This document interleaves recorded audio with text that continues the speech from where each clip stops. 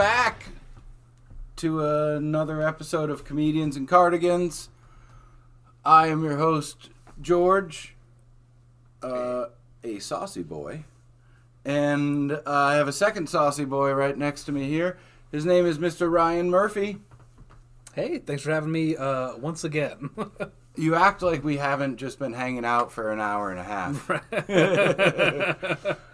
Gotta leave a little mystery for the viewers, though. No mystery. We ate some ribeyes. We hung out with the dogs. It was a good time.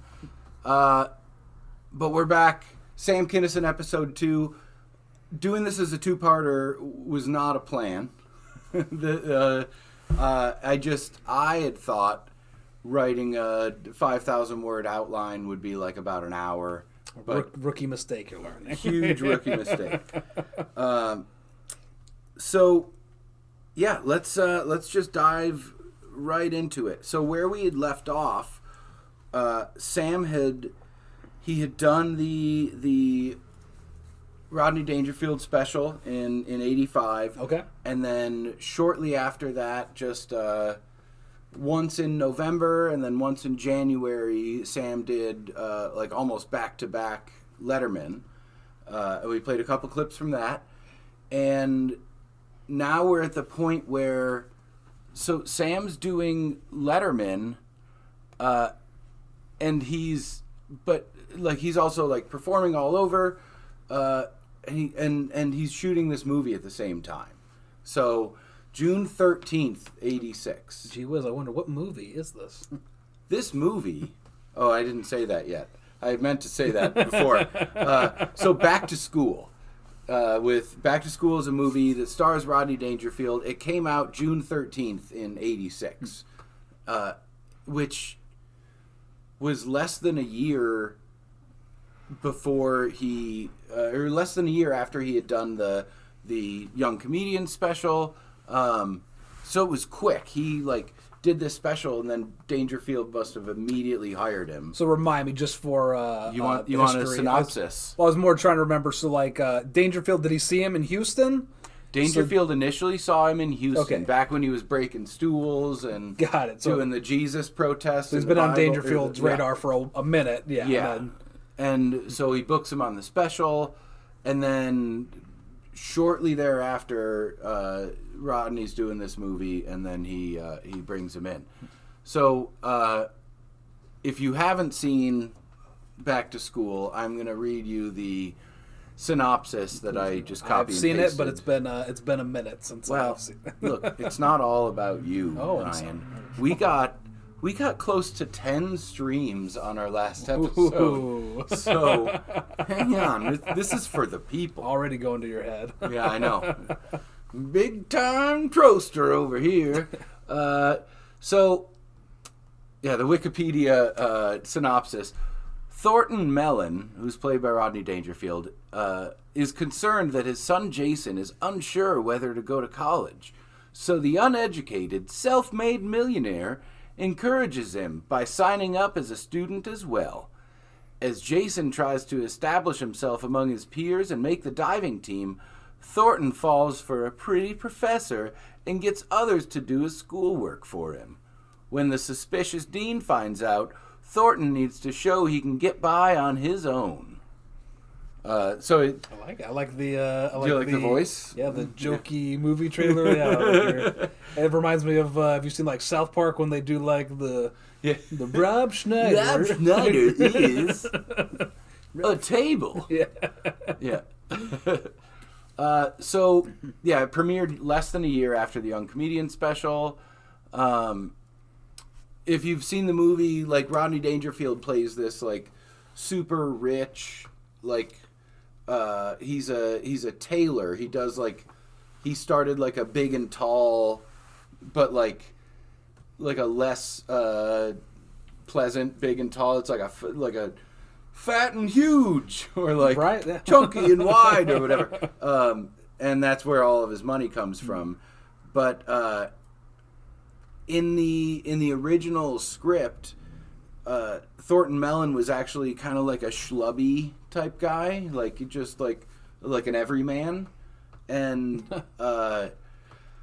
So Harold Ramis pitched to Rodney that like, oh, it's way funnier if he's like a super rich guy, and Dangerfield actually like delayed production on the movie so that Harold Ramis could rewrite the script. Okay, interesting. Yeah. Harold Ramis, who did Groundhog's Day and all that good stuff. Groundhog's Day. He's Egon in Ghostbusters. Comedy legend. Yes. Great. Didn't he had a didn't he have like a comedy school in Chicago? Oh, I have no idea. It's news to me. Yeah. No, I think I don't know. If I'm wrong, I'm going to cut this part out. Okay. So sorry. So what was it supposed to be originally? Just when you say schlubby guy, just like just boring or like? Well, part of the fun that comes from like the Thornton Mellon character in the movie is he's rich and he has like everything at his disposal. Yeah. So when he has to write a paper on Kurt Vonnegut, he hires actual Kurt Vonnegut, and Kurt Vonnegut makes a cameo in the movie, but like I think that dynamic, and that sort of like juxtaposition of like a guy that can get and do anything he wants in a world where he's supposed to be a college freshman and he's like at the whim of everyone above him. But to have like the rich guy, the rich powerful guy there, like I think that's such a drastic script changing note, but like one that works, and I don't think we'd even be talking about this movie had it not changed. So while Sam was appearing on Letterman and doing stand-up shows all over, he was also shooting a unforgettable cameo in Back to the Back to the School Future. Sure, yes. Doc, we got to learn how to do this dive.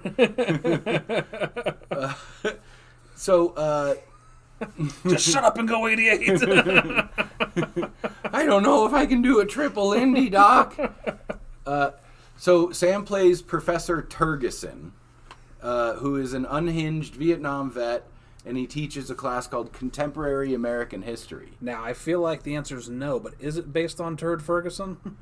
I mean, Turd Ferguson would have been, what, like early 90s? Right. Early mid-90s? 2000s SNL? Yeah. So I think it's a chicken and the egg kind of situation. I think Professor Tergeson came before Turd Ferguson.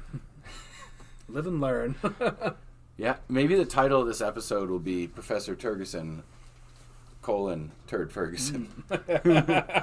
I'd watch that.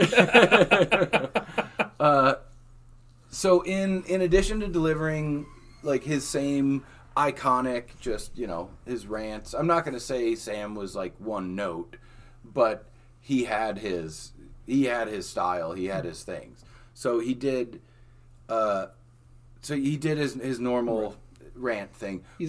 He's dynamic, but it's kind of a similar dynamic, right? You start quiet and then go really loud. Of course. But he also he tore. It's just a little thing in the movie, but as he's having this rant and screaming at this young woman who was giving. So he asks this young woman why we pulled out of Vietnam, and she gives the very official government explanation behind it, and he's just like, that's the way they want you to think, but he, at the pinnacle of his rage freak out, he rips the back off of a chair, off of one of these wooden chairs that are in the classroom. It's almost like an audience where it's lifted. So basically, he's playing I guess the opposite of what Fox News says college professors are today, right? Yeah. Like, well, with the same intensity, but they're telling you about woke. There you go, yeah. Yeah. So Hi, Martha. Martha, you're a little girl. You're a tiny little dog. We're a dog-friendly podcast here. You mentioned your Manhattan upstairs neighbor's dog on the last one. So Sam in the movie breaks the back off of this wooden chair, and I haven't seen anybody else talking about this or commenting on it, but since Rodney saw him back in the day at the Comics Annex, I wonder if he was like, "Hey, you should break a chair." Yeah. You know, like maybe, I don't know. I can see it, yeah. There's a connection there. Whether or not Sam or Rodney asked him to, who knows? Like those bands that that always drive up their budget because they smash their equipment after. Of course, yeah. You're breaking the instruments. It's like think about the Faygo budget that the Insane Clown Posse must have. I did hear that they single-handedly saved Faygo soda at one point in the late 90s, which, fine, but those dudes are also horrible people. The actual Insane Clown Posse or just their fans? Their fans, they just seem like they're on for the ride, but no, one of the guys, I can't say things on mic, but one of the guys did about the worst thing you can think of. I know very little about the Insane. I couldn't tell you any of their music. I just know they're known for having some wild fans. Yes, yeah, doing all kinds of. They're the they make the Bills Mafia look like Sherry Lewis fans. Look like church lady. Mm-hmm, mm-hmm. So the role of Turd Ferguson or Professor Turgeson was originally planned for Jim Carrey. Oh, I can absolutely see that. Okay. But they didn't think he looked old enough for it. Because at the time, this would have been when Jim Carrey was doing this would have been around the movie Once Bitten, where he plays a vampire and he looks like he's about 12. It was on Comedy Central pretty regularly back in the day. It's worth a rewatch. Okay. So instead of Sam yelling at it, she gives her explanation, and it's just Jim Carrey going, "Well, all right." Yeah. Do not go in there. So Back to School grossed $109 million in 1986. And if you adjusted that for inflation for today, it comes out to $312 million. There you go. Which would make it the 40th highest grossing comedy film of all time. Ahead of Ghostbusters, ahead of Look Who's Talking, Bridesmaids, and probably my favorite comedy of the 80s, Coming to America. Yeah, there used to... I'm trying to think of the last one I could really think of. There used to kind of be this thing of I guess relatively not a low budget comedy, but you just attach a big name to it. So I would say that was Jim Carrey's whole career essentially was these very low budget comedy, but then he would get whatever. He would be probably the biggest expense getting him to do Liar Liar or something like that. Yeah. As soon as Adam Sandler figured out he could just create Happy Madison and do it himself. Revamp Happy Madison 10 times. It's hey, how do we Madison, but Happy Gilmore. But how do we? It's we've got a person that we can just put into a thing and make it good. Yeah. And I don't know. I haven't seen I haven't seen Jack and Jill, or any of the that era of Sandler movies, but I've heard that some of them will actually blow your socks off. Okay. So, did they just get a bad rap so people don't watch them as much? Maybe. I don't know. Okay. Who knows?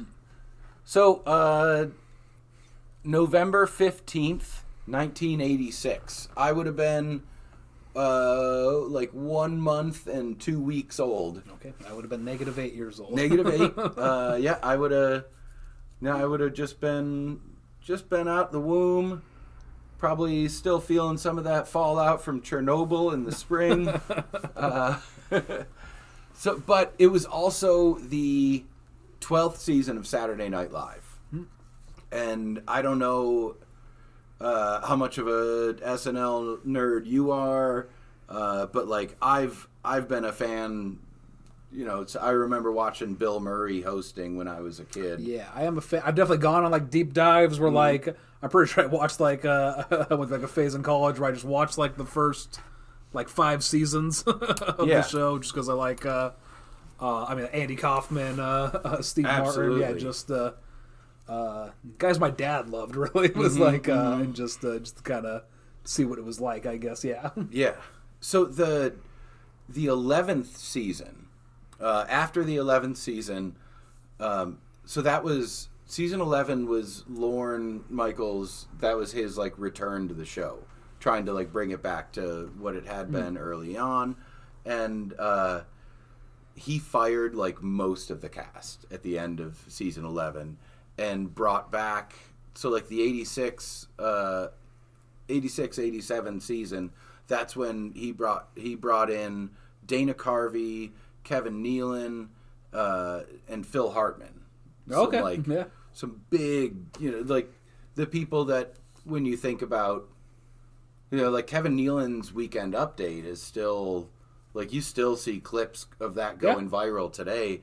Dana Carvey was on SNL all this past season doing Biden That's right. and the church lady and stuff. Memorable and guy, like, yeah.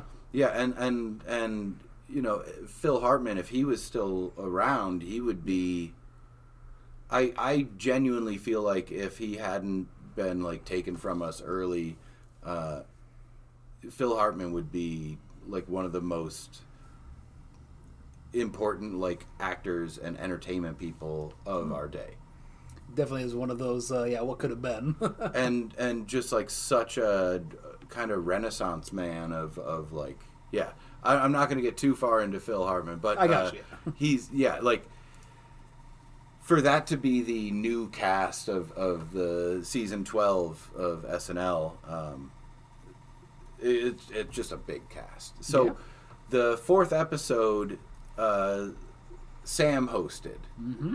Sam had been on the previous season just doing like, you know, featuring Sam Kinison kind of bits, where he was just doing little stand-up things here and there.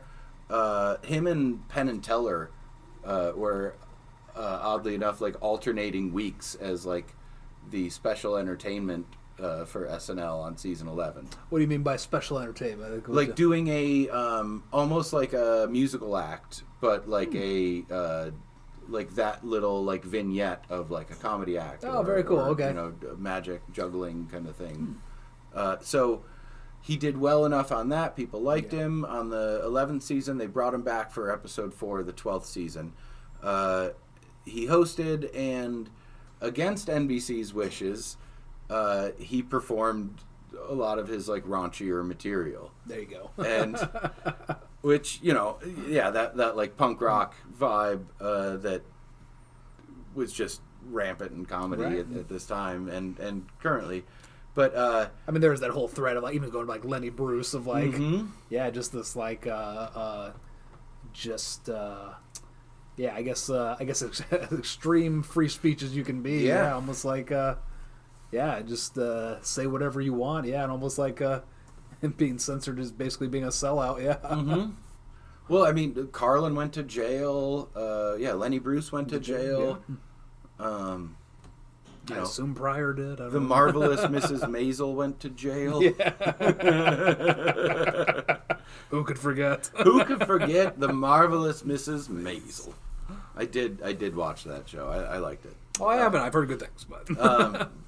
So for the second time in SNL's history, they had to use the delay to censor some shit. It was for the second time ever, it wasn't actually live. Okay, yeah. Can we? Is there like a footage of it? I'm just like stuff like that. I'm always so curious how they edit it. I guess with like I wasn't able to find the footage. From what I understand, it was a similar set to his set on the Dangerfield special. Okay.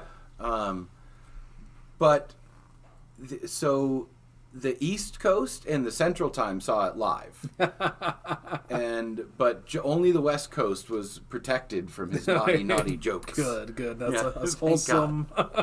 But the wholesome Los Angeles. Yeah. Fans. Oh, thank God. Woof. Not for our virgin ears. Yeah. The other times that it had been done were, you already brought him up, Richard Pryor. I'd be disappointed if they didn't. Back in '75, they had to use the delay for him, and then in 1990 for Andrew Dice Clay. Gotcha. Okay. Yeah. I was gonna try and guess, but I was just like, I should have let you try to guess. I wouldn't. I should have, but I wouldn't have thought of Clay. Yeah. But yeah, it was great. One time me and some friends were going to this, it was like a circus freak themed party. And this is back when I was in my makeup days. And I had glued hair all over my face. So I looked like one of those like wolf boys. Great. And we were outside of the party, and the venue next door, it was some bar or something, and Andrew Dice Clay was standing outside. Very cool. And so I'm like in my early 20s. I've got like spirit gum and fake hair glued all over me, and I'm drunk as shit, and it's like falling off, and I'm just like, oh man, Dice, I remember some of your bits, man. You did some good, man. Like I just and I just quoted his bits at him. That's great. Like yes, I'm sure he wasn't annoyed at all. No, he hated it. He fucking hated it. He's like, why didn't he just leave? I don't know. But I don't know. I just somehow I cornered him. Yeah, I'm thinking in my hair face. And I'm like a full like foot and a half shorter than him. I'm imagining he's in like the corner of this party, and you're doing like a basketball player doing a full court press, just back and forth. I was running some serious D. He was like doing the thing where he was just looking over my shoulder for someone more interesting to talk to. And I was like, no, when you had the bit about little people and it wasn't little. He didn't say little people. I've been doing that the whole podcast. I'm just looking over for someone more interesting to talk to. Yeah, Lindy's coming around eventually. Let's get the dogs back in here. Yeah, Jesus. Can one of the dogs just rip ass in this room again so we can have something interesting? But maybe this is too much of a tangent. But I was wondering with like Clay that there aren't a lot of comedians that have that kind of like rock star quality, if that makes sense. That not saying quality, I guess, but rock star. Because he really leaned into it, right? The full like leather and everything. The leather. He did the thing where he would like hold a cigarette in his like right hand and then spin it around the back of his head and smoke it with the left side of his mouth. Yeah, I just like you definitely have a lot of cocky comedians, but it's really much more like dressed down, just wearing a plain black t-shirt sort of stuff now. Yeah, like he was. Yeah, there wasn't, and I think Sam fits into this category too. That like, there's not a lot of.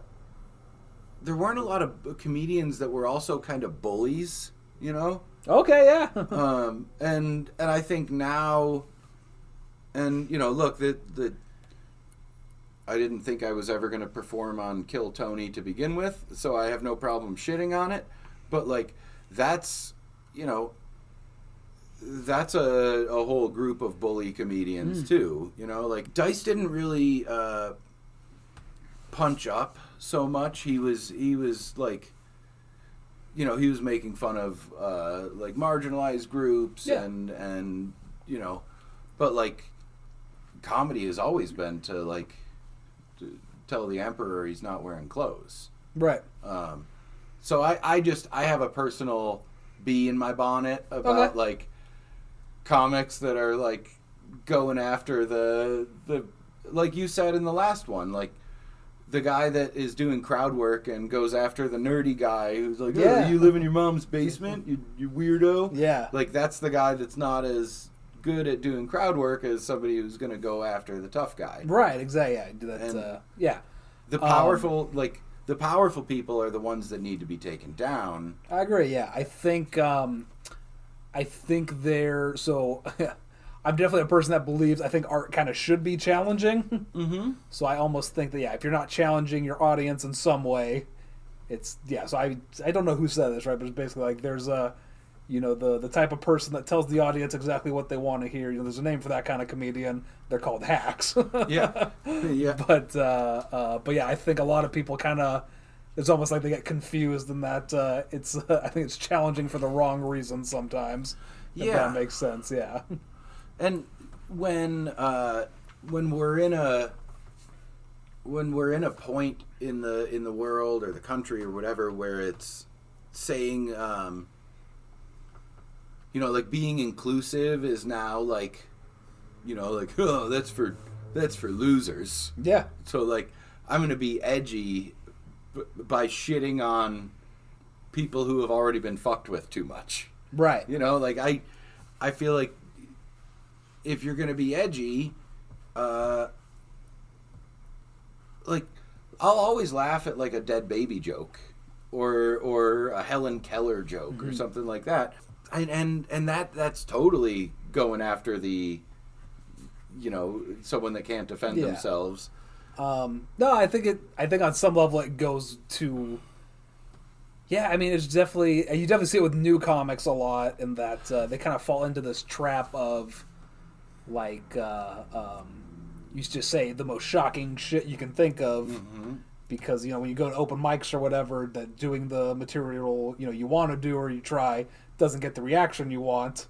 Yeah. So it's like, they're not necessarily laughing at this stuff, but it's like, I'm getting some kind of reaction. Mm-hmm. And so they kind of almost like, just like trick their brains into thinking that... Yeah, it's like in Always Sunny when they're doing the musical and Mac is like, I'm going for gasps. That's right. Like you don't want gasps, but right. Some comics feel like, yeah, like you said, a reaction is all I'm looking for. Yeah. Who is the artist that paints the soup cans? Warhol. Thank you. I knew it was Andy something. Andy Warhol. So his quote, right, is the art is getting away with it. So I think pushing boundaries, right, in a way that I mean, your ultimate goal, right, is always to make people laugh. Sure. Yeah, not to offend people. So I think, you know, make them think, make them laugh, like Professor Frink. He'll make you laugh. He'll make you think. All right, so. Yeah, they had the delay for only the second time ever. Another guest star on this episode of SNL was a woman named her stage name is Seika. Okay, but she's also known as the Platinum Princess of Porn. The Platinum Princess of Porn. Yes. Well, odds are I've come across this thing. you may have run past her. She was very prevalent in the 80s, and after just because I'm a thorough researcher, she's still George is pulling up videos as we speak. Yeah, I gotta. We're gonna take a quick little break here. I'm gonna get out one cookie. But she's still doing porn today. No, shut up. How old is she? She's got to be in her like 60s. Oh, I hate that you told me this because now I have to look for the novelty of it all. You do have to. And for the novelty listeners, not for it's not my thing. And if we're going with the novelty, just a quick shout out to the Claremont Lounge in Atlanta, Georgia. Okay, which is a gentleman's club that boasts the oldest dancers in the country. What? Yeah. Like Goldie is her name. She was like in her mid-60s when my wife and I went on a date to this strip club. So she's... and like, there's a couple generations of like Goldie and her kinfolk performing at the Claremont Lounge. But yeah, no, it's Okay. it is a sight to behold. So after, Okay. yeah, Sorry. say if you want to write it down for Google later, her name was Seika, the platinum Seika. Seka, the platinum princess of porn. So after Sam's episode on SNL, Sam's brother Bill, who's been his manager this whole time, despite what the New York coke dealers wanted. Right. His brother also a preacher still? No No. longer a preacher. Gotcha, okay. They both left the priesthood. It seems like Bill kind of went back into it after Sam's death, and I don't know. Okay. So, that was Whatever the his craft relationship that he knew. with God, yeah. Yeah, but so Bill said that after Sam's episode, Lorne Michaels was like, all kinds of people sent us shit. I don't have a good Lorne. You just got to do. I don't You just either. got to do Dr. Evil and pretend Mike Myers didn't steal it. So Lorne was like, "Oh, people have been sending us all kinds of shit after the episode," and Bill was like, "What do you mean, like hate letters and stuff?" And Lorne was like, "No, they've been sending us actual feces." Can we just take a minute to... So this is, I assume, in protest of the episode? of what Sam had done. Gosh, God, I can't imagine the thought process that connects from, this was disgusting. You know how a good Christian would respond to this? Well, think about what you'd have to do. You would have to get a box. You'd have to like tape it up, and do you just use whatever box you have and you put the shit inside there, just tumbling around loose? Or do you pack it out with some material, bubble wrap or paper? So here's my best guess of the thought process. They're just like, Phew, I've read the Bible a lot. What would God want to happen to these people? Plague. And they're just like, what can I do to give some kind of disease to these people? So yeah, maybe in a biblical sense, or maybe... They open it up, they get pink eye, I guess is their locus. I'm just picturing someone so mad that they're like stomping through their house and they're like, where's the fucking cardboard boxes? Give me one of them. All right, and then they go to the bathroom and they hold each flap of the sides of the cardboard box, and it's only as big as about a turd, maybe like the size of like a brick is the cardboard box, and they're just holding it, standing up but squatting into this box and holding it over their butthole and just going, Sam Kinison! And then Honey, where are my American flag stamps? Yeah, give me... He's not worth one of the Elvis ones.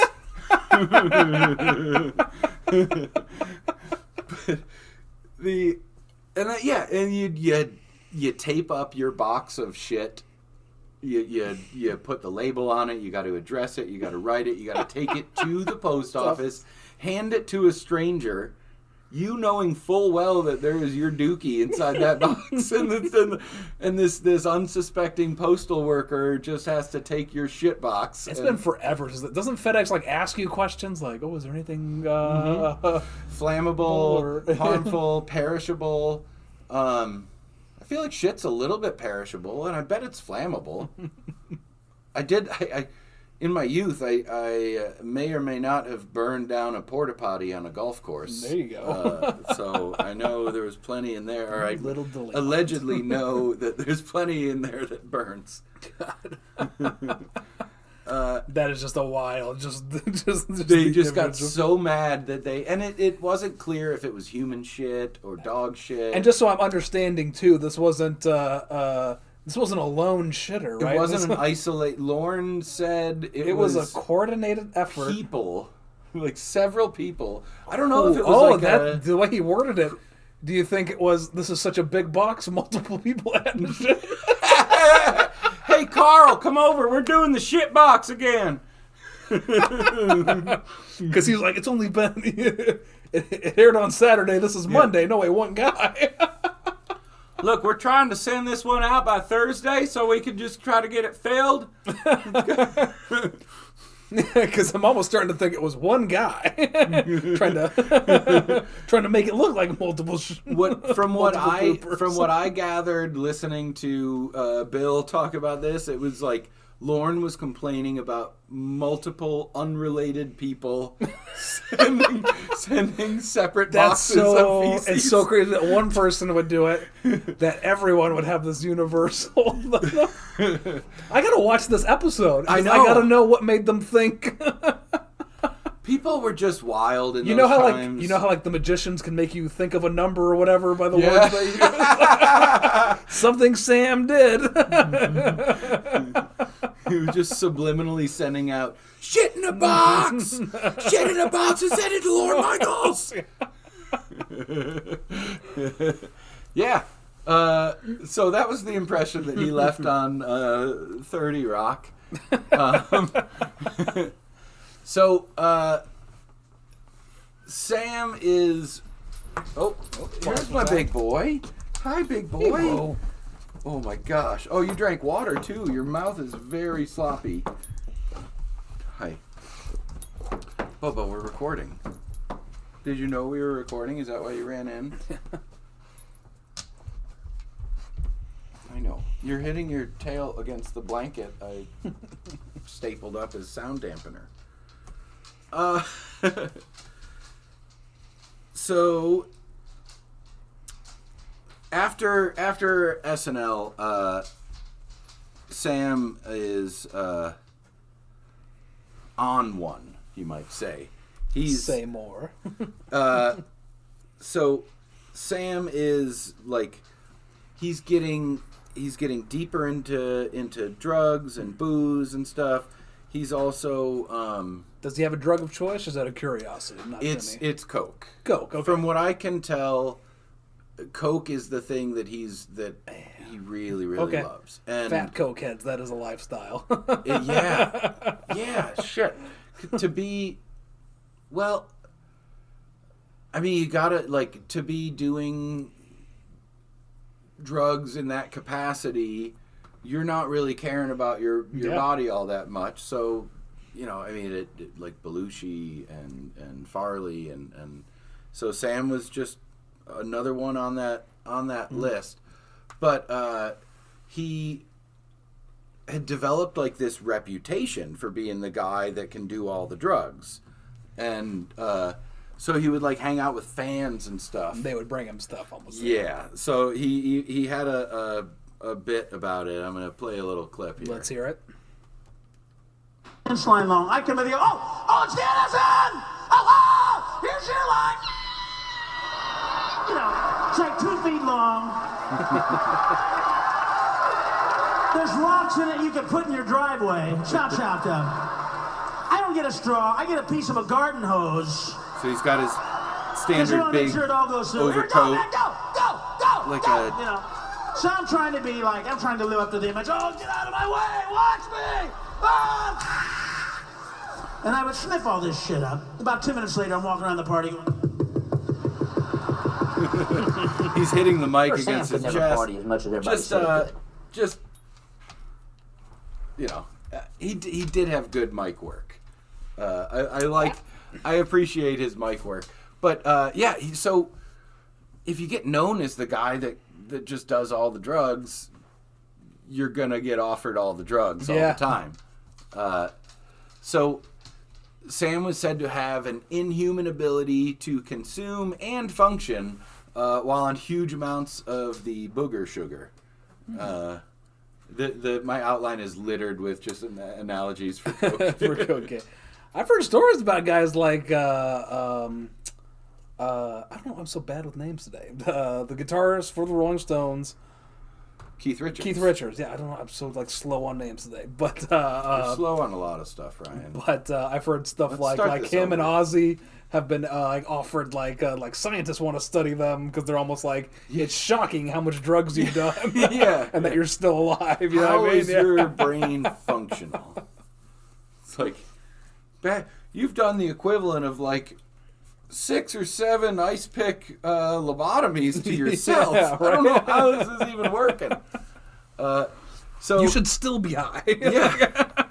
So his own family described him as a rock and roll experience, just being around him. He was keeping it together, but his life was a delicate balance of like feeding certain demons and then keeping the other ones at bay. And like he was like riding high with all his success, and he was at a point where like any big trauma could be the thing to take him down. Can I ask what the demons he was keeping at bay were? Just I think his like, ex-wife. No. ex-wife, ex-wives, his conflicting feelings of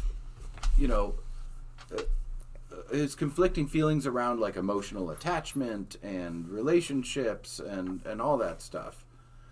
Bobo, you're back again. Hi.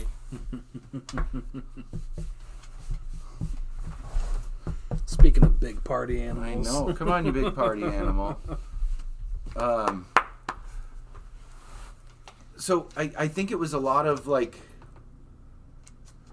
the standard stuff that plagues every comic. Right, okay.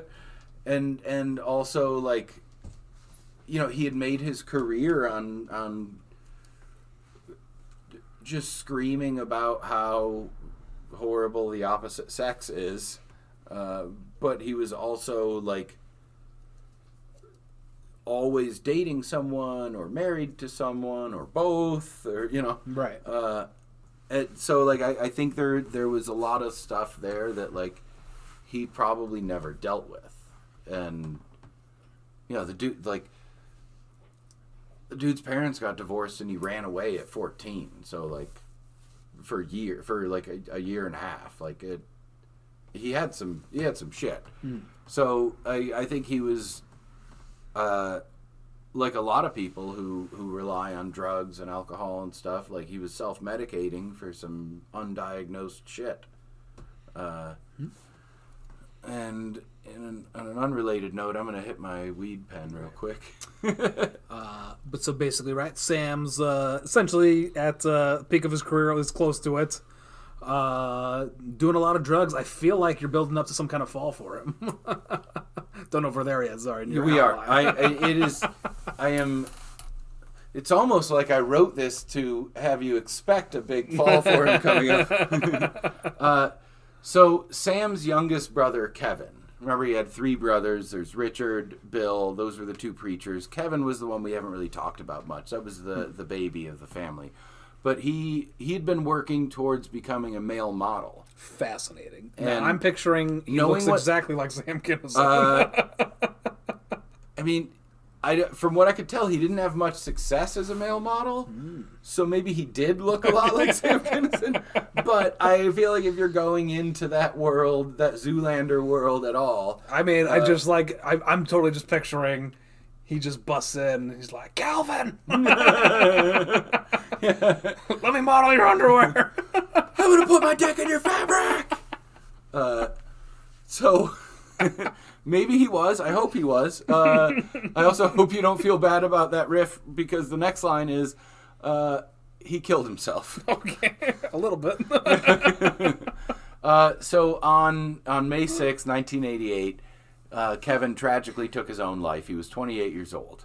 And at this point, I wrote this into the outline. I just wanted to take a minute to say that if anybody, I know we don't have listeners right now, but if anyone is listening, or just my co-host for the day, Ryan, if you're struggling, if you're contemplating some bad shit, or you're feeling like it's just not worth it to go on, you're fucking wrong, and you don't do that. Call, text 988 if you're in the U.S., and you can reach out to the suicide hotline. I guarantee you I have people close to me that have done that, and if anybody is considering that, I guarantee you, you're gonna fuck with everyone else in your life in ways that you can't understand. Even Bobo knows. Yeah, Bobo doesn't want that.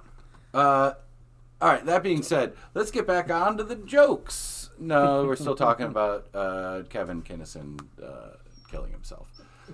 So Sam falls into a deep depression. He feels responsible for his little brother's death. He had, I think, regardless of what the circumstances are, if you're close to someone who has committed suicide, all you can think is like what you could have done differently. Yeah. Like it becomes such a personal thing. Absolutely, like, yeah. Just your mind immediately goes to like, what were the signs I missed? Yeah, that yeah. sort of stuff. Signs I missed. There were,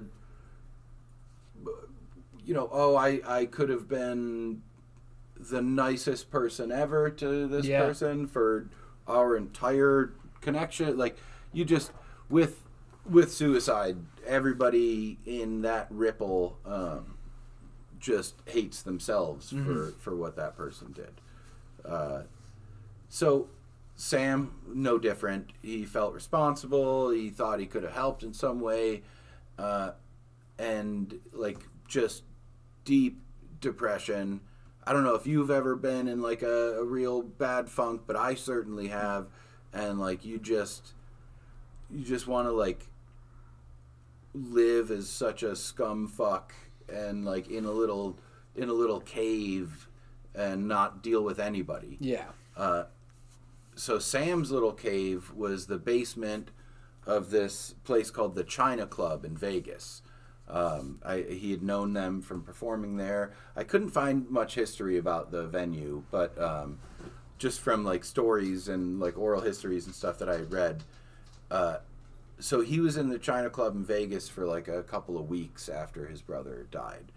And the owners who like liked him and respected him, they were politely trying to get him to leave over that time, and he was just... So just the China Club, he performed there, is it just more like a bar, I guess, with some kind of performance space? From what I could understand, yeah, it was like a bar with maybe like a small little like open mic stage. Got it, okay.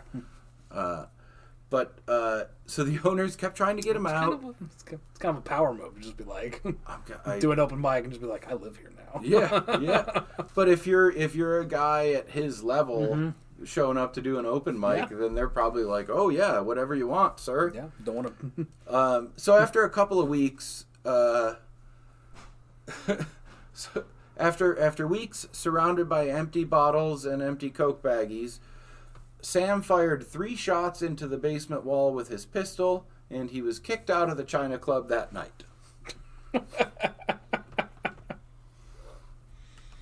Do we know what triggered the shots? He was just bored, or like his finger, I believe. Yeah. Stupid question by me. I don't know. Well, you used the word trigger, but I don't know.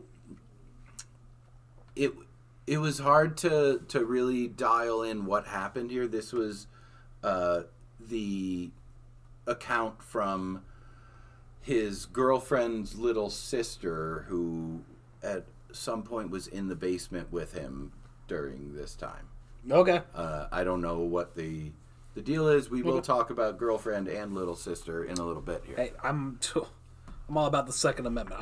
I'm until someone proves otherwise, I'm saying that wall was coming right for Sam. That wall, that wall. He was standing his ground against that wall that was standing on the ground. This is the China Club's fault, okay? Yeah. It's oh God.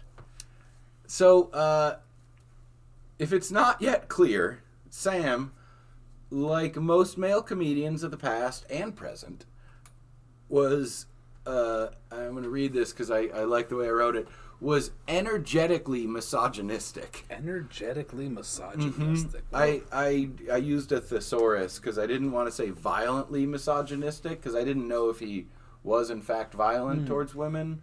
I think you can kind of assume, but who knows? But he was energetically anti-woman. If his volumes of anti-marriage bits weren't enough, Sam actually went as far as... You know the song Wild Thing? Yes, by the Trogs? The Trogs. Right. Hell yeah. That's a good pull. Yes. So, Sam... I also like Major League. Okay. Hell yeah. Good old Charlie Sheen. Charlie Sheen. Major League Back to the Minors was also a good one. Mm. So, Sam went as far as recording his own version of the song Wild Thing, but just to make it about how horrible women are, I guess. Okay, yes, just play it for me. I can't even think of where this is going. It's the same kind of, like, you know, marriage is terrible. Oh, aren't women like it's. And I hesitate to call him one note, but he did kind of, and maybe it's just a product of the era, but he kind of was just, you know, wife bad, partying good. Was like, if a caveman had to break down his routine. Yeah, I hope you have the video prepared because I gotta hear this. Why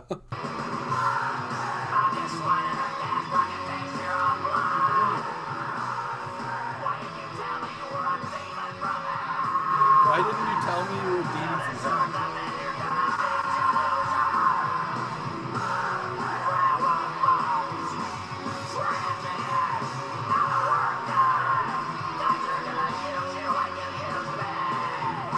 So this video, I was thinking more like it was gonna be like a Weird Al. I changed the word. No, it's just Wild Thing, and then instead of You Make My Heart Sing and stuff like that, it's just like, you know, all the like horrible things he wants to do to like murder some woman who, and realistically, she probably just like didn't want to bang him or something, you know, like but yeah, that video, I don't know if you clocked any of these guys in there, but we got Bon Jovi, we got Billy Idol, Tommy Lee, we got Sebastian Bach, Steven Tyler, Joe Perry, and Slash. We're all part of this? I don't think they performed in the song, but they were in the video just hanging around, partying, watching Sam scream at this woman. And the I forget her name right now, but the woman in the video with the big 80s hair and all that, she comes up in a second too. Do we know? Is this like a Carly Simon mystery? We don't know who this song's about. Yeah, maybe. I mean, but all of Sam's bits were just like, I don't think he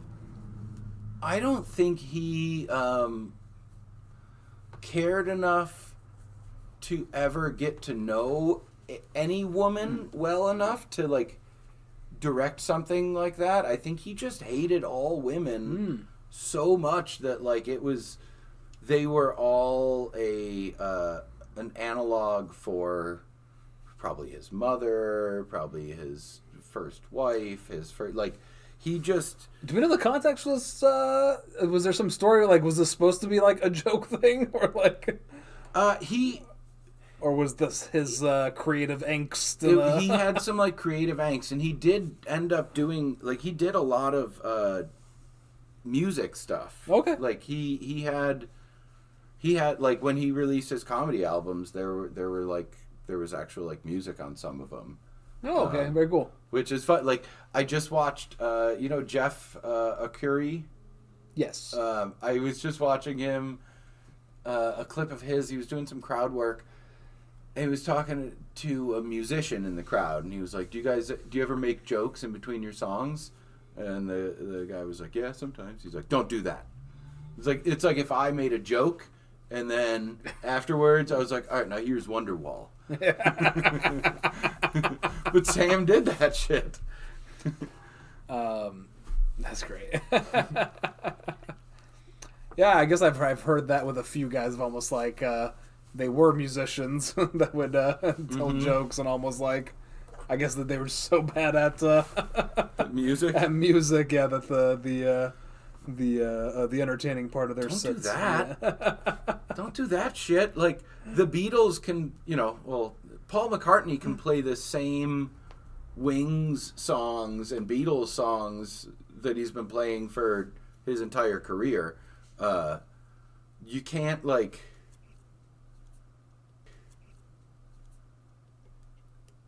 you can't go up and see a comic and be like, oh, now do that joke from '94. You'd be surprised. There are people that are kind of like that. Some of it. I will watch. I mentioned Dana Carvey earlier. I would watch him do Choppin' Broccoli every day for the rest of my life. There you go. So Sam definitely had a clear disdain for women. But,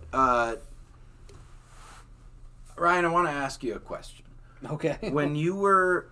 I feel like it's going to be a loaded one, though. You prefaced it with Sam hated women. No, Sam hated women. Now, here's how we're getting you canceled, buddy. Yeah. No, when I was a kid, when I was like a teenager, early sexual experiences and stuff, I remember hearing guys around like my high school talk about if you're going down on a woman, you can trace the alphabet with your tongue. Okay. Just, for different tongue motions and all whatever. At the time, I had never been face first with a vagina, so I didn't know what the hell I was doing.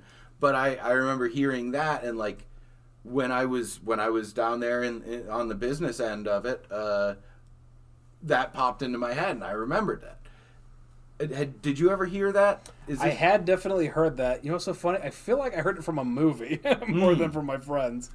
But so that was a Sam Kinison bit. Really? It influenced a couple generations of dudes eating pussy, but for a guy who was as anti-woman as Sam Kinison was, and as misogynistic and stuff, to have that kind of influence with a bit that honestly isn't even a joke. And if you're with a new person and stuff, it's true in all sorts of ways. You try out different things and you figure out what that person is into. And if you're tracing out the alphabet with your tongue, you've got 26 different things that you're trying out there. Yeah. You find the thing that partner likes, whatever. But it is good. It's good advice, and it's equitable for women. Which seems so out of character. I hear what you're saying. Yeah, you're saying that if you look at the big picture, he's done more for women than you. I would never go that far. But it is interesting that this guy who just hammered home how difficult it is to be in a relationship with a woman was like, all right, now here's how you lick their pussies. He knew how to keep him happy. He just chose not to. I guess. Yeah, maybe. I don't know. Again, the man these last few parts here are not all that complimentary of him. Oh, we're an hour in already. I'm going to pause for a pee break. Okay. I will join you. Different bathroom. This pee break has been brought to you by Fluids. Fluids. Put them in your body. And now back to our show. Talking about him licking the alphabet onto a pussy. So, while we're talking about various sex things dealing with Sam, it's the mid to late 80s, and the AIDS crisis is happening. Okay. And as the crisis waged on, the star of the film Bedtime for Bonzo and U.S. President Ronald Reagan remained silent about the crisis, but Sam took a different approach. Is that really how it went down? Just Reagan? Just what? Reagan didn't even say the word AIDS until like 13,000 Americans had died. Huh, okay. Yeah. No, Reagan, like, just didn't want to deal with it. It's sort of a part of history I don't know a lot about, but that is pretty wild to me that the sitting president would, So, I guess in my mind at least, is a well, pretty it was big. It was an administration and it was an American public that just didn't. They were just too squeamish to talk about about two men having sex with each other. It was like there was just, because it was happening to gay men, and that was like a hidden little corner of society for so long, that like now, well, you know, now we've got tens of thousands of people dying yearly, or at least at this time they did. Like, we have to talk about it. We have to talk about the fact that gay people exist and they're in our society and they have sex with each other. And I think that was just too much to like accept for a lot of the American public, and it was definitely too much to accept for Reagan. Got it. Which is weird, because Reagan was friends with Rock Hudson, who ended up coming out as gay, like, at the same day he said he had AIDS. I mean, also just like Reagan was a Hollywood actor, you would He was think. a Hollywood, but Reagan was also a fucking rat. He was involved with like the McCarthy Red Scare and stuff. Yeah. And he was like president of SAG and ratting out people that he thought were communists in SAG. Is that right? Yeah. That's why I Yeah, didn't know Reagan. that part of it, There's all kinds of horrible things that he did, but one of the worst was his mishandling.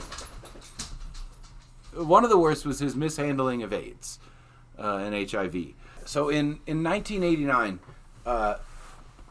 Sam was like really starting to heat up with his like AIDS jokes, and okay. he was referring to it as like the new Black Plague, and like just making like some pretty like homophobic and like very insensitive comments for a. Is it worth listening to, or is my imagination pretty much? Your imagination is exactly what it would be. I don't think it. Maybe it's worth listening to, but because it's so insensitive, I didn't want to give it the space. Well, I was gonna say I really liked Richard Pryor. I knew that was also kind of like a thing with him when yeah. I was gonna phrase it. I was gonna say, like, you know, when gay rights, because gay rights were always a thing. It was they really became a thing during this time. Yeah, I kind of remember Pryor had like a moment of I don't know if you were familiar with this. He had this moment of like, oh, where were you when we were getting hosed down in the street, sort of thing. Yeah, almost like you weren't there for us, so fuck you now, sort of thing. Which is. I get the feeling, but sure, but obviously Sam's coming out from a totally different angle of. But the yeah, and to Richard's point, like some of the first people to throw bricks and bottles at the cops at Stonewall were black trans women. So like, in a way, that was Pryor's people that he could have stood up for. Right. But so yeah, Sam. And I bring up that it's 89 when he's making these comments about it being the new Black Plague, because 1989 was the year that more than 25,000 people just in the U.S. died from AIDS.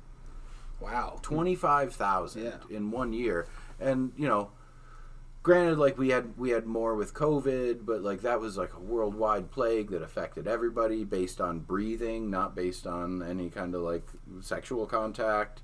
So, 89, 25,000 people died, and Kinison is just shitting on all of them. Not quite as bad as like somebody like Rush Limbaugh, but in the same vein. Right. I just to bring it up, 1989. One of those 25,000 people was my great uncle, Billy Troster, who was known as T. Billy in like the communities of like the cool people that he hung out with in L.A. and New York. T. Billy, that's a good one. T. Billy, Yeah. he was slick, man, and just like up until the past 15 or 20 years, there were still older members of my family that thought my Uncle Billy died from cancer. Oh, okay. You know? Yeah, I get what you're saying, yeah. Like, it was a thing. Yeah. Okay. So, but while Sam, and I've got familial reasons for that for his rhetoric on this to hurt me. But while he was saying all this like hurtful and vile shit, he was still talking about it. You know, like he was bringing it up. He was giving people something to think about, something to maybe even laugh about, and like maybe think about their own like dark feelings toward the homosexual community and the disease itself. And maybe find a little humor there. I'm trying to play devil's advocate here. I know what you're saying. Yeah, it kind of brings it to that definitely, he's not portraying it in a good way. But the fact that you are talking about it at all, it does. Yeah. When Sam was making his like wretched, insensitive jokes about it, Reagan hadn't even said AIDS or HIV publicly, and like almost 15,000 people had died in the country from it, and Reagan wouldn't mention it. But Sam is out there on his, probably some Wednesday night at 3 a.m. show or something, like riffing about all this stuff that he thinks, and none of it was healthy or kind, but it was at least like a processing of it, I think, from the community that wasn't affected by it, or in theory wouldn't be affected by it, but we know that wasn't the case. I don't know. It kind of reminds me of I'm almost hesitant to bring it up because I don't know exactly what he said, but if you know about like Chappelle, all the backlash about joking about trans people, he kind of made a point of where he said that he got backlash for, I think it was racism, and basically that you're normalizing racism, and that basically his argument was, so me joking about trans people should be normalizing trans people. That is interesting. So I don't want to put too much weight on this, because I do think Chappelle's a very smart comedian. I do think he does. He's pretty deliberate about the way he approaches things. Sure, but I would. You don't have to agree with everything he says, but he's got a really like. That's I don't remember his exact amazing words. Viewpoint on things, whether or not you agree with it.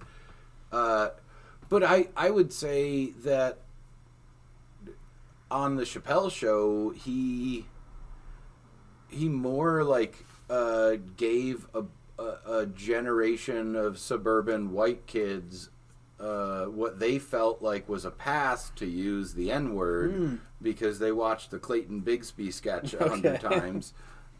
For what it's worth, I do think it's a great sketch. I mean, it's an amazing sketch. Not saying I should quote it to anyone. Exactly. None of us should quote it to anyone. And the problem is, like at that time, there were so many people who were quoting it to everyone. Yeah. And I think if he's going after trans people to normalize it a little, or make if he's comparing it to the Chappelle show in that capacity, Right. I would say fuck that, because there are a lot of I wouldn't be surprised if every single person that just got pardoned for being at January 6th quoted that Clayton Bigsby sketch. At some point in their life. I can say, yeah. And, like, was doing it on that day in 2001, maybe. Obama was president. That gave a lot of people the feeling that we were in, like, some kind of post-racial society. And clearly I'm not the person to be talking about this. Right, but, okay. But I do think that him making all of those, like, very racial sketches and jokes, almost like he was like, well, Blazing Saddles is funny, let's turn the volume up on that. And that made a whole bunch of kids feel like they had an N-word pass, and then they stormed the Capitol. Okay. I don't know. I feel like we're taking a few liberties and jumps in there, but it's my podcast. I could do it. Right. No, I'm just kidding. We are, but these are my deep-seated theories. I'm sure I'm wrong. So, gay rights protesters and AIDS advocates were like showing up to every show, like regularly at Sam's shows, protesting. The regular chant was "Anti-woman, anti-gay, Sam Kinison, go away." It's not bad. it rhymes, so it works. Does rhyme. It's got. I believe that is iambic pentameter. I believe it. Yeah. So, do you think Sam was like, "Oh my God, I'm so sorry. I didn't mean to offend any of you folks"? My Sam Kinison would. Yeah, right. My Sam Kinison would too. He's the guy I want to like. Come on, George, give me something. No, he didn't. He No. did not. Oh no, not my Sammy. Sam Burrell. No, he doubled down. Like just like when he was at the Comics Annex and early days of the store, he loved the audience's hate. That he wanted it, and so Sam, ever overindulgent, made his jokes more filthy and more unhinged, more angry and directed at the communities decimated by this disease. He screamed about embracing traditional sex practices, all while being married to his second wife, dating his third wife, and fucking a porn star. Okay. Sam Kinison could have been the president. Now, when you say the porn star, was this? It was the same. It's still Seika, the platinum princess of porn. Good old Seika. In her old age, she's more of a Seika Genesis. Yeah, but it really is one of those things about just like the fact that people are pushing against you. It's almost like you kind of did find. I'm not necessarily like saying he had the right approach to it, but it's like you did find a topic that's worth talking about, and that not to kind of circle the same conversation again. No. I mean like, that is this conversation. It's like I don't know if you've read Steve Martin's book, Born Standing Up or whatever. He talks a little bit about kind of his approach to comedy, but he goes back to, I forget what, it was some Greek philosopher basically, but it's that comedy essentially is a buildup of tension and then a release of tension. So it's almost like the fact that there is this tension here on this, it's like it is so ripe for comedy. It's not necessarily that you have the vision for it or the angle to make it work, but there's that tension. Yeah, so it's like I totally get guys that are kind of like the shock comics. It's that you are really just tapping into this tension that's already there instead of like compared to like an improv scene of like we have to build this relationship to create a tension to release it. Yeah, but Steve Martin like was able to do that in a way. Like when you said that, I immediately just thought of his bit about the cat. He was like dating this woman. You're nodding your head. You know exactly the one, right? Yes. Where So I'm gonna butcher it, I'm sure, but he was dating this woman, and she just had the cutest little pussy. And then the crowd's like, oh, he's like, oh, you people are disgusting. I'm talking about her cat. And then like, as he goes to take a drink, and as he's taking a drink, he goes, the cat was the best fuck I ever had. Yeah, I mean, it's like I guess to summarize his whole approach, though, was basically about almost like he was going to like self-aware bad comedy, I guess would be the but basically build up this tension and never give it the release valve, and almost that was just like his almost like social experiment of how do audiences release that tension that you've built up. Totally. Yeah. He has to release that tension by pairing himself with Martin Short. There you go.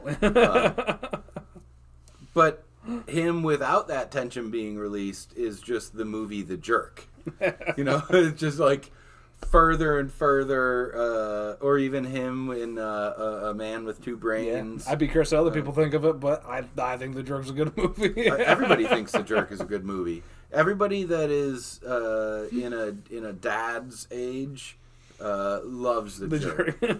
Like you can't see a whole stack of cans at a gas station without going, he hates these cans. Yeah. Listeners, if you haven't seen The Jerk, you should watch it. It's a good one. I believe it's on Prime. I could be wrong. But. It was also a bit of a sexual awakening for young George. Ooh. Just like carny chick on a motorcycle with a mohawk. Ooh, fucking put on some high heels and stomp him, girl. I'll probably cut that part.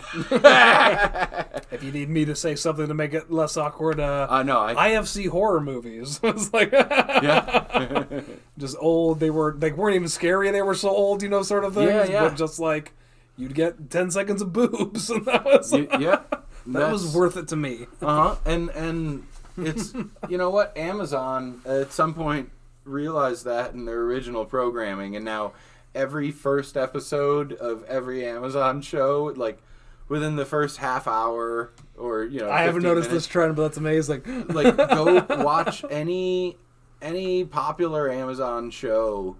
In the first episode, there's always tits or ass or some full frontal wiener or whatever. Like, but their algorithm tells them they got to hook people with some skin.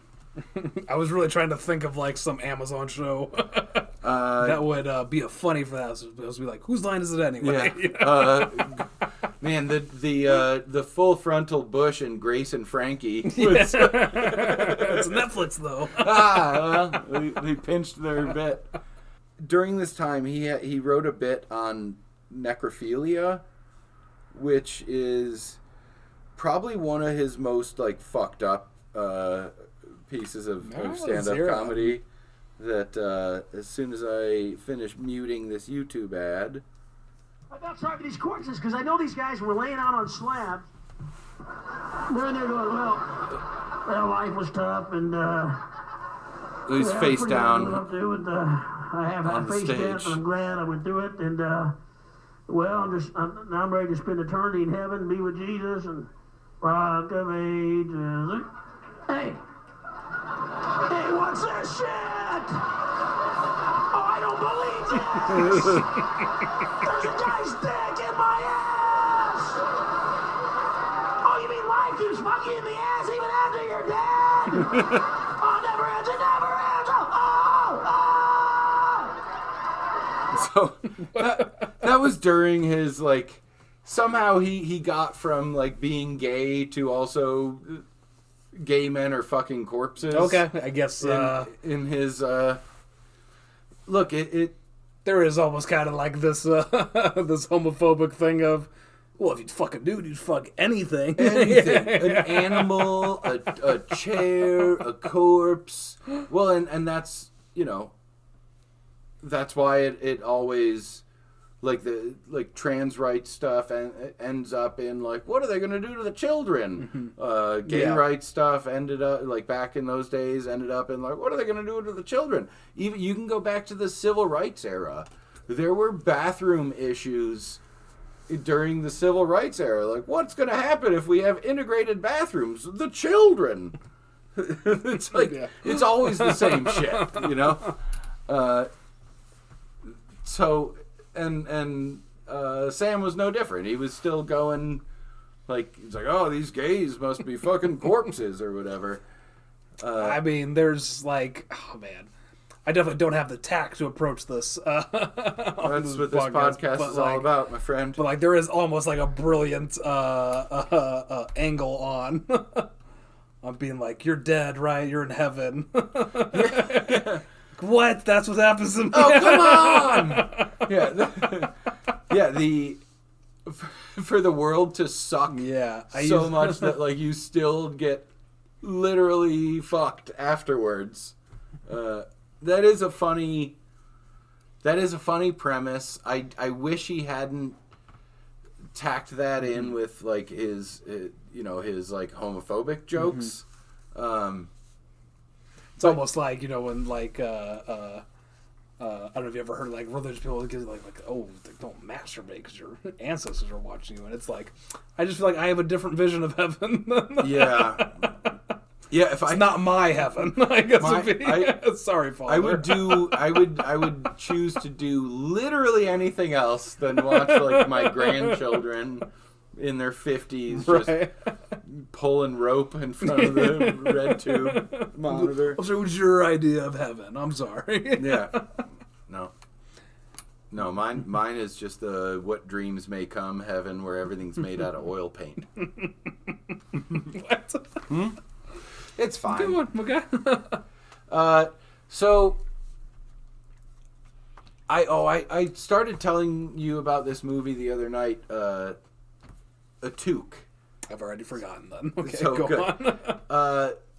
So Atuk, or I think the book was called like The Incredible Tale of Atuk or something, but it's it's your standard like fish out of water story with an Inuit, like a native indigenous Canadian person. Back in the day when this screenplay was written, I believe he would have been called an Eskimo. Okay. So it's this. It was a satirical novel written in the early '60s by this Canadian author named Mordecai Rickler, and it was a Inuit man like trying to get by in the big city kind of deal. So like, imagine if like Crocodile Dundee kind of movie, but if he were like anti-capitalist and like, you know, indigenous folks weren't just like treated like a joke in the movie. Okay. So like a woke Canadian indigenous Crocodile Dundee. But this screenplay had been floating around for a while after the novel came out, and Sam was set to star as Atuk, the lead role, and the production, I couldn't figure out exactly why, but the production was shut down mysteriously after the first day of shooting. And Sam never ended up going back to set. It was just dead after that. Sam's part was recast, and they tried to remake this movie a bunch of times, and it still hasn't happened. When you were telling me about the Writers Guild library, this is the screenplay I want to go and read. Okay. So other comedians who either read for or were cast in the role of Atuk were John Belushi, John Candy, Chris Farley, and Phil Hartman. So just, well, I guess fat comedians plus Phil Hartman. Fat comedians and Phil Hartman. Fat, dead comedians and Phil Hartman. so this movie now today, this is like the cursed comedy. Like this is, you know, people talk about like The Exorcist or movies like that where it's like I was thinking Superman had a curse for a little bit, right, with like Reeves and all that. Yeah. But the like people that attach supernatural shit to a movie, like like The Exorcist or Passion of the Christ, they were like, oh, the prop cross that Jim Caviezel was on was struck by lightning 23 times, and then one time Jesus himself came down and chest bumped Jim Caviezel and then just scooted back up to heaven to watch us masturbate. Yeah, I saw it happen. But there's... It usually happens with, like, religious movies, like The Exorcist or Passion of the Christ. Like, those people just want to tie meaning to whatever they can. A Took having that many, like, Belushi, dead. Candy, dead. Farley, dead. Hartman, dead. And Kinison. Okay, well, let me ask, like, I guess, because it's been a minute, I guess, how long was this thing, like, how long after they read for the parts? I don't, you know what I mean? think it. I mean, all of, like, I feel like I could pull like a movie they tried to make in the 50s and be like, sure, all these people are dead. Yeah, yeah, right. Ronald Reagan died. Yeah. Ronald Reagan read for a Took. Of course, yeah. They're all. He died at 100 natural causes. The next one died at 95 natural causes. No, but all these guys died young and died from crazy circumstances. So I gotta read this thing. You're right. Yeah, it seems like it's worth reading. And was this a well-known story? Like no, okay. not really. I think it was like a novel that seemed like optionable. But there's a Took, the story of this screenplay, this book, all of that. Like I wanted, that's going to get a more research and then probably its own two-parter. Interesting. It's fascinating, and I tracked down the guy that read the audiobook on Audible of this novel. Okay. And he's not dead, so. I thought you were just gonna say I found one guy who did read the screenplay, and he's alive. He's in an iron lung right now.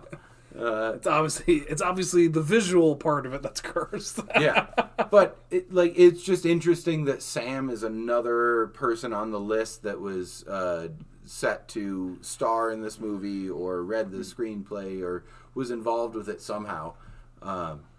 It's like every fat comedian from this era has some kind of connection with this movie. And Phil Hartman. And every fat comedian and Phil Hartman. So, in 1990, Sam on stage had claimed that he quit coke. He no longer was doing it. I like the way you said he claimed. He claimed. So later interviews with people who knew him would clarify that statement a bit. For Sam, clean meant... Oh, he's a Pepsi man. Yeah. Yeah, he was just Pepsi, some Sprite. So clean meant he was only going on like a 2 to 3 day bender every like 3 or 4 months. Okay. Which, based on my drug experience, that's a fuck ton. Still. Yeah. But compared to like how he used to party, it is it's a step in the right direction. Man, yeah, but I just like it still seems like pretty regular. A 3-day coke bench. Yeah, every 3-4 months. It's only every 3-4 months. I'm responsible with my coke benders. So Sam's brother said that despite all the rumors, Sam never did anything worse than coke. But the volume of coke that he did, that was the legendary part. Right. So according to his brother Bill, Sam physically couldn't do any more of the nose nachos, I'm more just like if we could pause for a second. I just like the idea of like you abusing like one drug so much, being like, but I never touched anything above that. Yeah. You know what I mean? Just like it's like, well, I murdered all those people with a slingshot, but I didn't use a rifle. Yeah, he died drinking 12 gallons of vodka, but like he never touched marijuana. Yeah, exactly. I mean that's the that is the like 1950s mentality right there. I guess, right? Look, just because he drank a handle of whiskey every day and beat his family and crashed the car and I guess what is it? It's California sober, right? Where you just do I think you smoke weed. California sober is So just he's weed. so Sam's he's Colombia sober. He just He's Bogota sober. So his brother Bill said his heart had developed a quote chemical sensitivity to cocaine, and he just couldn't handle it anymore. But he still kept doing cocaine. There was never not cocaine in his body. Yeah, I mean, not to knock his medical thesis, but just like, I mean, whose heart isn't sensitive to cocaine? Also, Bill Kinison is the same guy who was like, I don't know, he had 30% brain damage. Yeah. So like, if you're making me pick a number, 30%. Yeah. I'm just saying, was there something to like? This was more. His heart was more sensitive than other people's because I feel like anyone that takes coke, it's just the thump thump thump thump. I've as someone that had a problem with coke back in the day, my heart was always just like trying to explode out of my chest while I was 5 in the morning and I was looking out the window to see if the cops were there. Yeah, I just feel like without more to the story, it just seems like if you could do 3 days of coke, your heart probably wasn't that sensitive to it. Yeah, he might have had the strongest heart known to man. Well, we'll see. Anyway. We shall see. Through all this time, or not all this time, but through a lot of this time, Sam had the same girlfriend-ish. This woman that it's unclear how they knew each other, but they met at some point while Sam was performing in Vegas. So she was like I'm not sure if she was like a dancer or something, but she was a fellow performer that met him in Vegas. But her name was Malika Suri. She was his longtime girlfriend. It's not clear when their relationship started, but it was some point while Sam was still married to his second wife, Terry Mars. So Sam and Malika, Malika is also the woman that was in the apartment on the 3rd floor when the mafia hit happened, the floor above. Oh, okay. So they've been together on and off, kind of like back and forth, but like they've been together for a while. And to say they had a like tumultuous relationship would be a gross understatement. Neither one of them, from what I could tell, stayed faithful or sober during the relationship. And it like Sam apparently I don't, none of this can be proved, but from what I could tell, it seemed like Sam actually cheated on Malika with her younger sister, who at some point while Sam was dating Malika, her younger sister turned 18. Okay. So it's not clear if Sam was just an asshole or a pedophile and an asshole. But I'm not going to tell his story without putting that in there, just in case. Gotcha. Okay. I'm just going to read this whole chunk here. His legendary infidelity was again exposed during an affair with Wild Thing video babe Jessica Hahn. Han told. I was gonna say, is Jessica Hahn someone I should know? No. Or is that like her whole fame is I she was didn't in the Wild Thing? I didn't do too much research on her. And also, I guess, the actual Wild Thing video or his Wild Thing video. This is the woman he hated. This is the one that, the actress to play the woman he hated in the Wild Thing video was named Jessica Hahn. Later in her life... This man is an onion. I know. Later in her life, she was on Howard Stern's show and talking about her interaction with It's Kinison wild. and I stuff. could have guessed that. So, Jessica Hahn told Stern that one night, while having sex, Sam was so drunk that he passed out, still inside of her, shit himself, and then fell off the bed.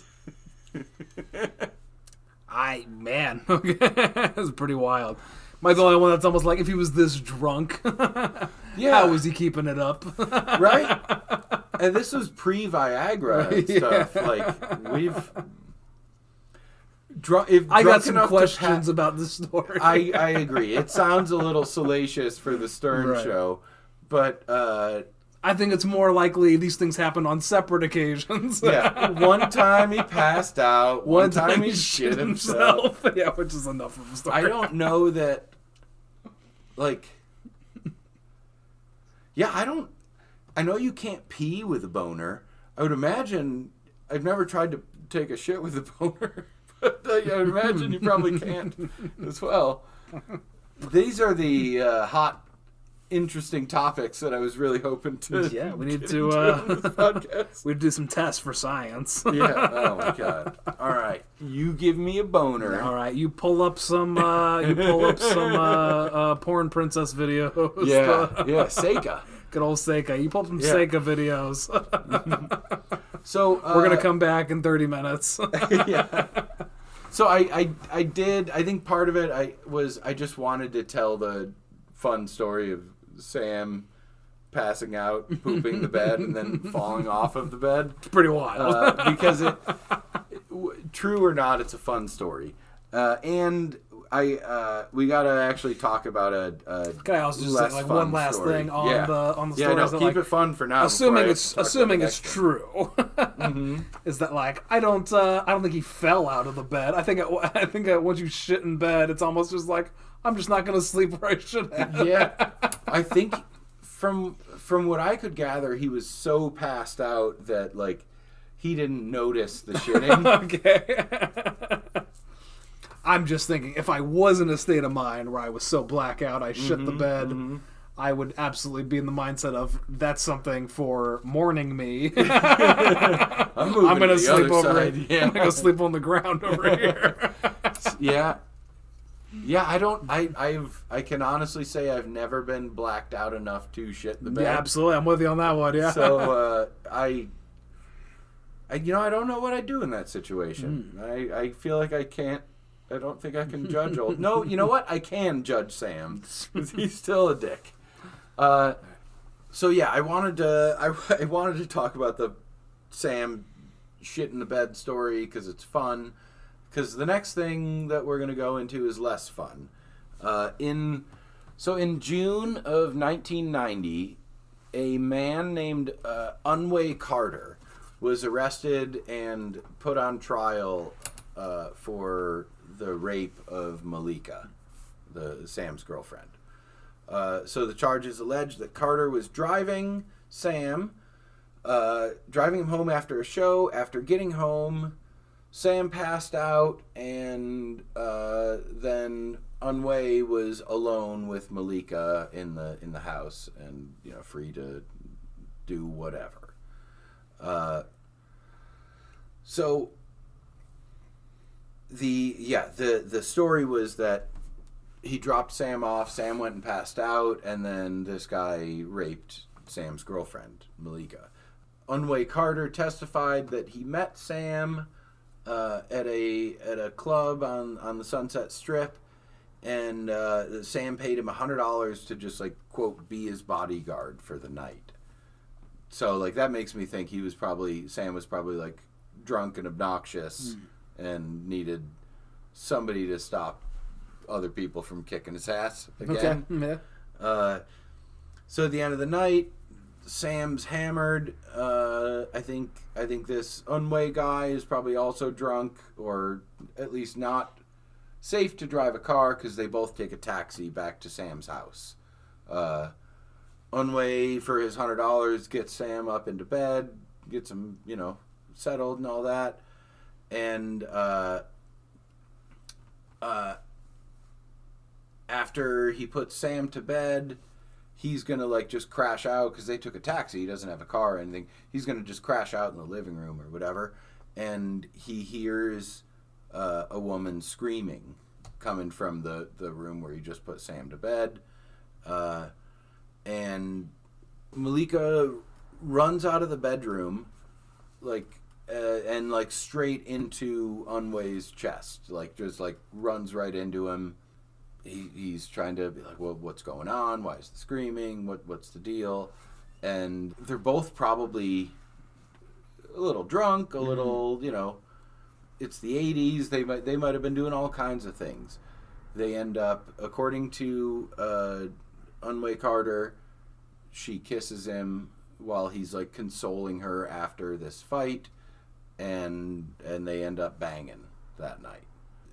And this is all his testimony. Mm-hmm. I'm not picking a side on this. Gotcha, I'm just trying to report it as is. So afterwards, he says that Malika tells him that we can't let Sam know, because I'm going to be financially just cut off if this is a thing. So she went back to the bedroom, and he started getting his shit together to leave or sleep for the night or whatever it might have been. So a little while later, he hears bam, bam, bam, bam, 4 gunshots in the bedroom that he had just left her to go with Sam in. And neither of them come out of the room. He doesn't hear anything else. He thinks somebody might have just got shot to death. So he calls the cops. Unway Carter, the man who is accused of the crime, is the person that calls the cops that brings them to the house in the first place. And it was the walls at the China Club. Yeah, right. So at this point, I think it is important to mention that Unway Carter is a black man, and the cops showing up are the LAPD in late 80s, early 90s. So pre-Rodney King, right? The LAPD showed up and did what police have been doing since they used to be called slave catchers, and they arrested Unway for rape. Malika said when they asked about the gunshots, she said she was trying to shoot herself after the guilt from being raped, but missed 4 times. Okay.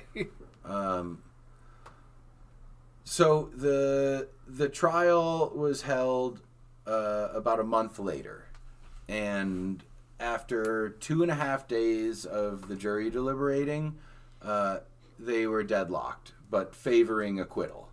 Okay. Do we know what the actual split was? Just it was a 5-4. 5-4. Oh, and 9. Wait. Okay. Hey, everybody. I just wanted to pop in for a quick correction. It was a 12-person jury. The split was 7-5 for acquittal on 4 of the charges, and it deadlocked 10-2 on the remaining count, but did not say whether the vote was to acquit or convict. But the Superior Court judge said he believed the split favored acquittal. After the mistrial was declared, Right. there was never another trial scheduled. No other trial took place. So If it's that big of a split, yeah, usually it's... yeah. A couple years later, April 4th, 1992, after at least 7-ish years together, it's hard to tell how many, Sam and Malika were married. They finally tied the knot. His 3rd marriage, her first as far as I can tell, and they went to Hawaii for their honeymoon. Hawaii was Sam's Good choice. special place. Oh, I love it. And they went to the Big Island, That's where like Kilauea is. That's where that they just call it Hawaii. Yeah. But so that was like his special place. He took Malia there for their honeymoon.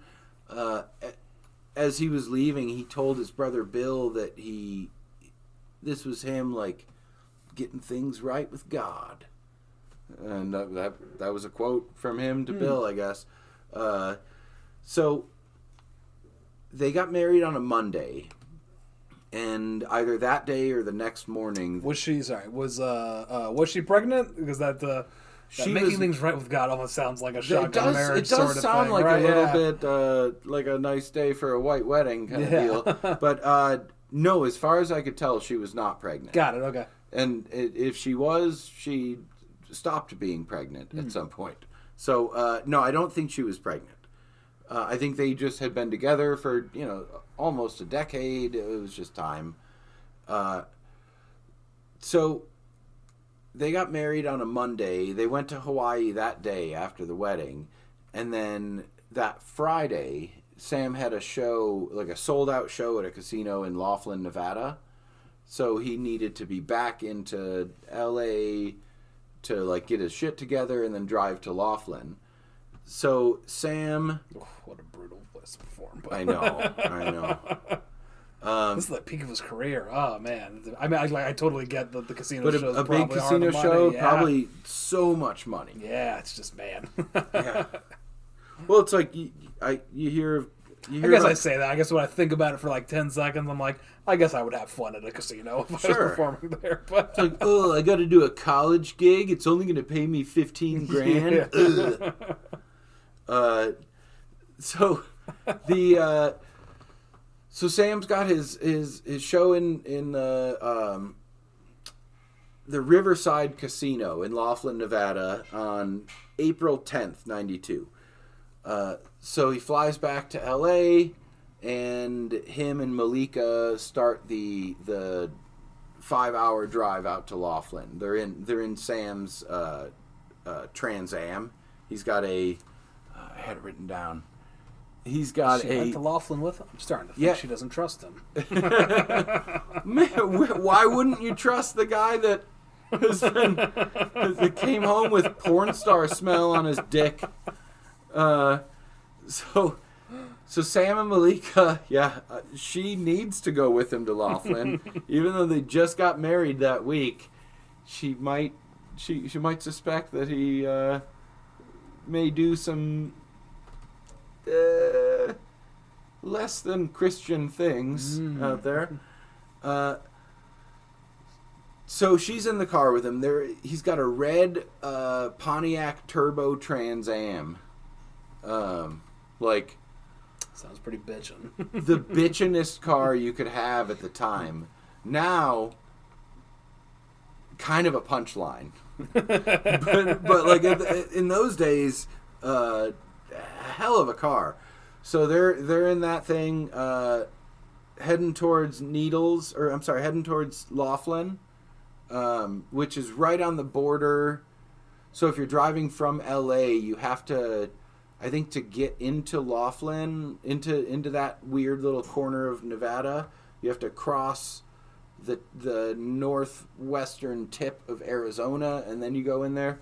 It's just like a weird little triangle of, I'll take your word for it. Just shit desert towns out that way. So they start driving out to Laughlin, and all these years, Carl LeBove, the guy that in Houston that he met early on in the Comics Annex days, Carl LeBove is still his opening act. And so Carl is following Sam in a second car. Carl and Bill, the manager / brother, are following Sam and Malika heading out to Laughlin. And so the I guess his car's a 2-seater. He's got a 2-seater. It's a convertible. He has a license plate that says X-Rev. That's okay. Which is the the episode picture on the Spotify feed for the last episode. Fun fact. So Okay. you can see him in that. Now you know, listeners. Now you know. So if you're heading to Vegas from LA, you're taking the 40 freeway, but if you're heading to Laughlin, at a certain point you branch off of the 40 freeway onto they call it the Needles Highway, I believe. Yeah, the Needles Highway. And it's like a desolate ass, like tiny little 2-lane road that like, you know the big long road that Forrest Gump runs on, where he's like, I think I'm tired now. Yes. Like, Okay. like that level of desolate, but not straight, like more windy. I did Google Street View on this whole road so I knew what it looked like. Gotcha. But it's real windy. There's like big boulders and stuff. Like plenty of reasons why you wouldn't want to cross the double yellow line to pass people, because there's blind spots all over. So Bill and Carl in the following car notice a pickup truck coming in the opposite direction and like crossing over the double yellow to pass cars in his lane, and they see this. They're like, oh wow, that's some redneck asshole out here just like tooling around in his shitty little pickup truck. And as Sam and Malika in the Trans Am round a blind corner, the truck starts to swerve again, and Bill and Carl, they don't see anything, and they don't hear any sounds of brakes squealing, but they hear a fucking crash. They hear a big crash, and it was like head on, immediately destroying both of the cars. No reason you should know this, but do we know like what the speed limit is on this? I believe at the time, I think it was 55. Now Okay. I think it's up to 65. Okay, I mean even then, yeah, it's just if no brakes, yeah, And head-on collision. I don't think the pickup truck or Sam were doing the speed limit. From what I understand, they were both going over. More going off of how I drive, I would say. I'm at least 10 over. This is why I drive to our improv jams. So, by the time Bill stopped his car and got to Sam's car, and it's wrecked, but a crowd had already, like, other people had pulled over, and like a crowd had already started to like form around his car. Bill pushes through all these bystanders and tries to open the door. So where was this crash at? In Needles, California. Like, I was imagining like a pretty desolate, no one was out there, but I guess a lot of cars driving by. Not a lot, but heading enough. on a Friday night, heading out Vegas way. Got it. And, Makes sense. And okay. also like heading toward, because Laughlin is it is a good like party spot if you don't want to deal with the hustle and bustle of Vegas. Okay. So there were definitely people on the road, and so Bill runs up, clears these people out of the way, tries to open the door of the car, and it's like crunched shut. Right. So okay. Need the jaws of life or whatever. Bill is the jaws of life. Okay. I guess. Wow. And he like wrenches the door open, and starts to like check on Sam and stuff, and so Sam is conscious. He has a small cut on his forehead. Malika is unconscious, like face down, but like unconscious but alive. She's like face down on the dash or whatever, but they know she's not like dead. They know they don't see any major injuries or whatever. Sam's got a little cut here and there, but otherwise like seems okay. So Bill wrenched the door open to see his brother dazed, but seemingly all right. And then Carl LeBove, the opening act, stayed with Sam while Bill runs to the pickup truck. The way you said seemingly all right makes me nervous. I told you we're getting close to the end here. So Bill runs over to the pickup truck. The pickup driver's door was also crushed, and it was leaking gas. You could smell it, you could see it. Like something happened. Like this is we need to get people out of the vehicle right away. Right.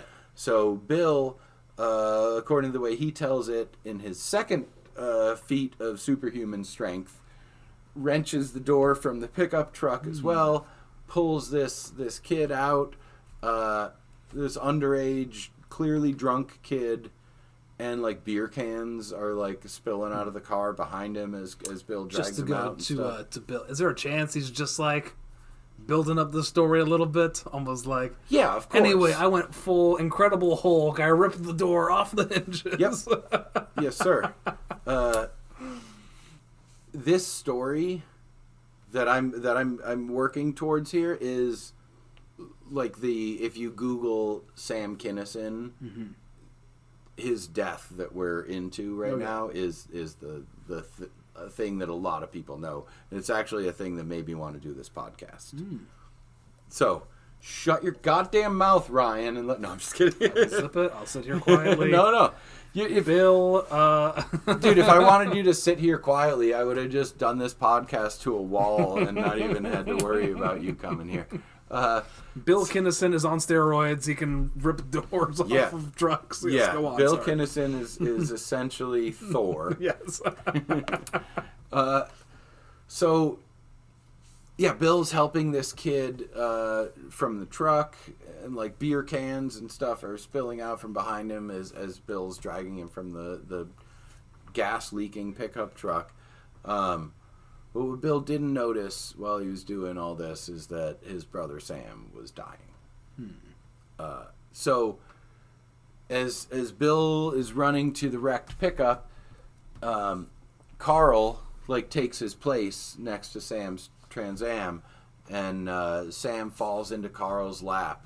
You know, it's his like oldest friend, his like comedy brother, and Carl's like trying to crack jokes and be like, "Oh, you're fine. You're not, you big pussy. You're not gonna die," and that kind of thing. And you know, he just had a little cut on his forehead. There was like a little bit of blood coming out of the corner of his mouth now, but like otherwise everything's fine. To be fair, I would feel like if I wouldn't- found my friend like that, I'd probably do the same thing, just like Quit being a wuss. yeah. So Carl just kept talking to him, trying to keep him calm and stuff, but like Sam was not listening. Sam was not there. It's not that like Sam wasn't talking. He just wasn't talking to Carl. Okay, who Or was Bill. he talking to? Or Malika. Or anybody else that was fucking there at the time. Sam is just like staring blankly like up to the right and like into the night sky over the desert. You know, looking past Carl, looking past the broken ass car, the beer cans, all that, just like up at the stars. And, you know, he may have even been looking past the stars themselves, Ryan. Okay. If you believe it. No, that's bullshit. He was. There is no God. Yeah, God's not real. Listeners. Ryan. Listeners and Ryan and everyone else. God and Santa Claus are the same. No, so, Well, he is Saint Nick. You're right. Yeah. Okay. but so like Carl's trying to like, you know, crack jokes and calm Sam down and get him, you know, like, oh, you're in a car crash, but you'll be fine. Everything's cool. And Sam's just not responding to any of that. Sam's just like looking up at the sky going, why? Why? Okay. That's so funny. You're saying the yelling because I was almost more picturing. No, he's the way angry. you're just like, He's going, why now? You pussy, you're fine. I was picturing more just like, yes, Archangel Gabriel. That's like, oh yeah, that sounds more like Sam.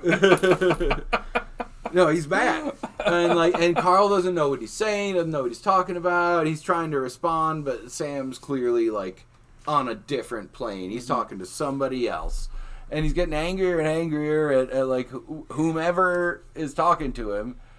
And you know, like the Sam that was his comedy persona and his life persona right up until the very end. And he goes, I don't want to die. You like Carl heard him say that, like, why now? And he just kept repeating, why now, and that kind of thing, and like the thing that struck me about Kinison is that like he was a guy that never did anything he didn't want to do. From running away from home to quitting the Bible school to quitting being a preacher to quitting 2 different marriages Right. and like, Cheating on your girlfriend. like, Yeah, fuck it. I'm gonna do what I want when I want, and nobody can tell me different. And in this, I don't think it's a spoiler to say that these are Sam's final moments. And in his final moments, he was no different. He was like, nah. If whatever supernatural being, higher power is telling me that it's time to go, no, you can eat my ass about that shit. No. I'm Sam Kinison. and he something was telling him he was gonna die, and he was telling that thing that it could go and fuck itself. And I got a show in Laughlin. Sorry. Yeah, I'm sorry. I gotta go to Laughlin. This is not a drill. And then A Caesar's Casino paid me to be there. Do you know what my rider is?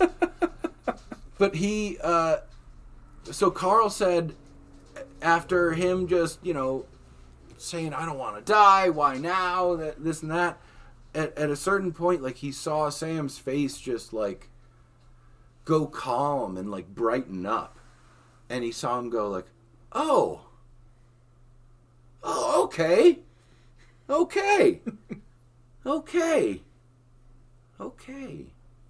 And he just repeated that, okay.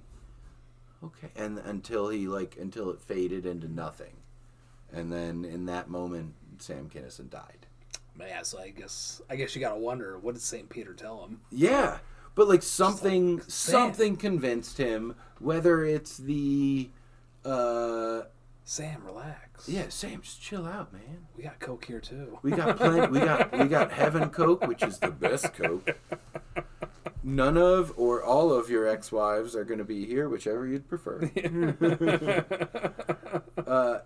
But yeah, something like convinced him that day. Whether it's just the dying brain flashes, where not to get too Joe Rogan-y, but like you do have a gland in your brain that releases DMT when you're going into a near-death experience or trauma experience. Is that right? Yeah. No. So it's those like near-death, seeing the light experiences kind of like coincide with a DMT trip. So a lot of people think it's just that.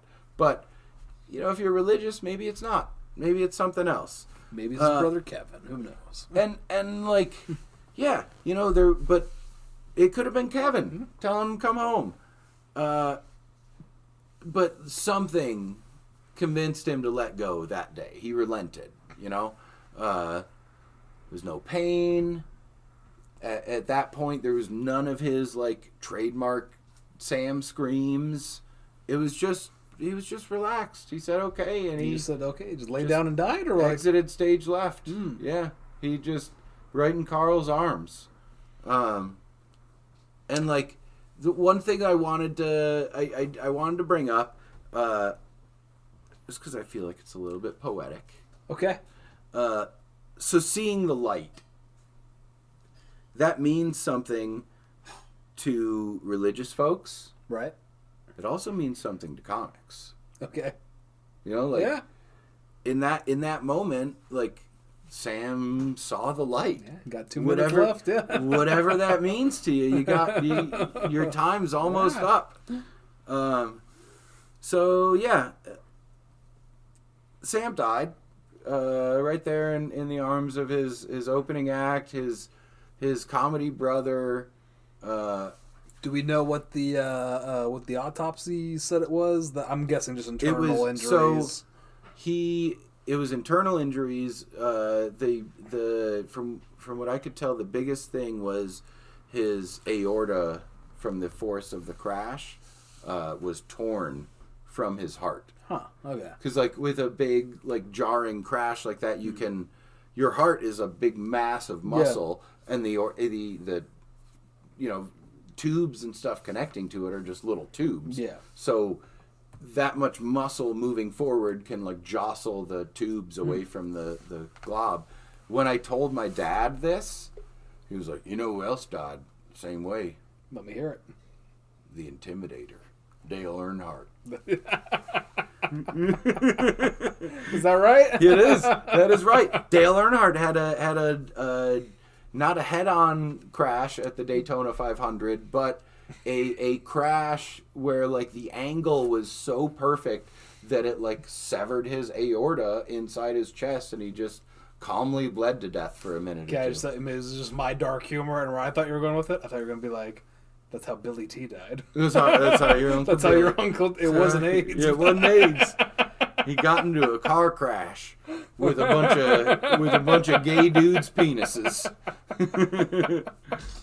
But yeah, so Sam's dead, and necrophiliacs have the chance to do the funniest thing ever. Whoa. Oh, I don't believe this! There's a guy's dick in my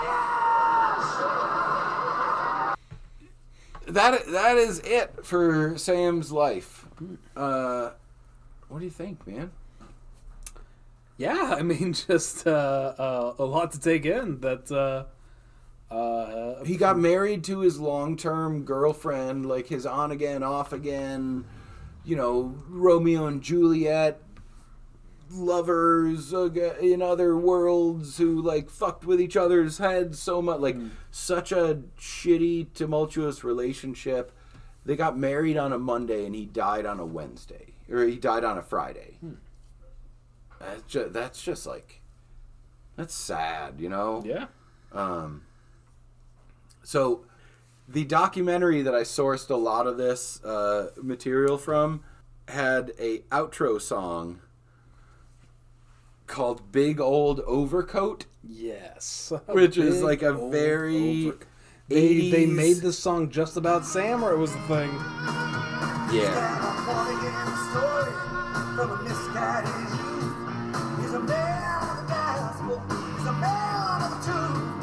Don't you see him dancing up there on the ledge? You better stay away now, or you might fall over the edge. Ready? Here comes. He's overcoat.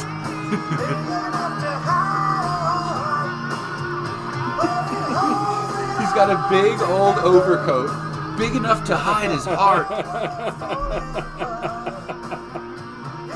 So Clearly, we were overlooking the most important part the big old overcoat, of Sam's legacy. big enough to hide his heart. So I do have two main sources that I got all this info from, or a lot of this info. So it was a documentary called Why Did We Laugh by Larry Carroll. It was an HBO documentary in 1998 about Sam and his legacy and all that. The biggest one, and I can't shout this out enough, was an oral history of Sam Kinison written by Julie Seabaugh for the Las Vegas magazine in 2007. And it was interviews and quotes with, like, that's where I got a lot of Bob Saget quotes and stuff from, like, Dan Barton and Dwight Slade and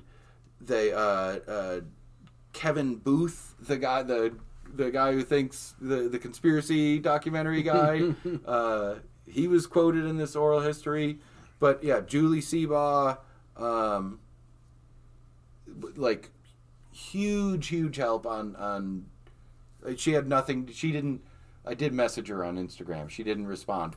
But doesn't matter. Hell yeah. it was Shout just out to let Julie Seabaugh. hell yeah, Julie Seabaugh. It was just to let her know that this was such a big help. A 2-part oral history that was pretty hard to track down, but hugely helpful. And then some snippets of Bill's book in Bill's '95 book called Brother Sam. But yeah, this was This is the podcast, man. Very cool. Yeah, man. Had a lot of fun. Thank you for having me. Yeah, that's Yeah, thank you. Good, Thank you for being here. This has been my lovely and large-breasted guest, Ryan Murphy. Ooh, thank you. Sorry, I don't mean to talk about your breasts. This is like my that. big dick's host, Thank you, George Troster. Yes, sir. No, so these first few episodes have been a ton of fun. Thank you for listening. Please do the thing where you like and you subscribe and you review and you whatever, any buttons you can click on whatever podcast app you're listening to. We'd appreciate you clicking them buttons. Comedians and Cardigans. Peace out, fuckos.